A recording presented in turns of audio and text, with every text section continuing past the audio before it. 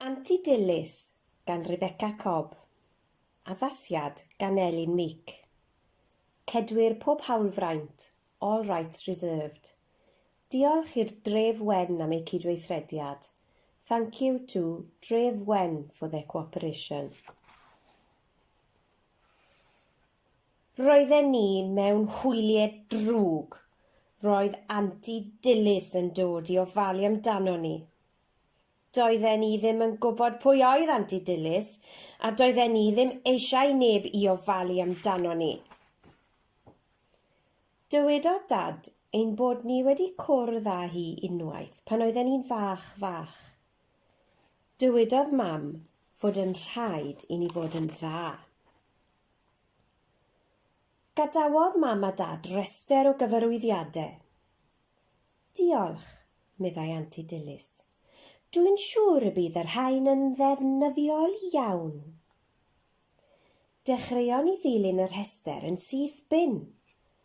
Roedd hi'n dweud, Plis dwedwch wrth y plant am fod yn ofalus os ewch i'r parc. Peidiwch a gadael iddyn nhw fynd yn agos at ymyl y pwll dŵr, neu fynd yn rhy frwnt. Fe gan nhw hufen iâ, ond dim ond yr un. Mae digon o deganau ganddyn nhw'n barod, a pheidiwch a gadael iddyn nhw eich poeni chi i gael losin. Bydd angen cyfnod bach tawel ar y plant fel nad ydyn nhw'n cynhyrfu gormod. Gwnewch yn siŵr ei bod nhw'n eich helpu chi i gadw'r tŷ yn lân ac yn daclus ac yn dwt. I ginio, fe gan o ddewis rhywbeth i'w fwyta ond ei fod yn synhwyrol.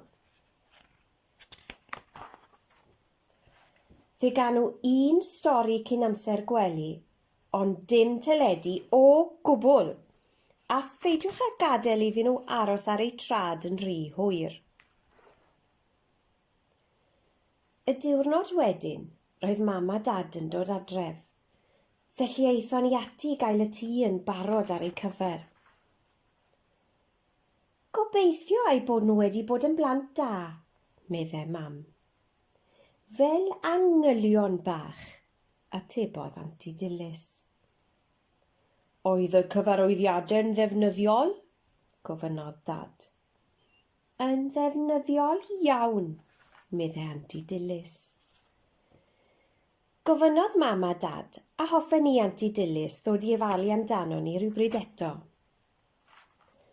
Hoffen, please, meddai ni, ac efallai y gallech chi ysgrifennu rhester arall.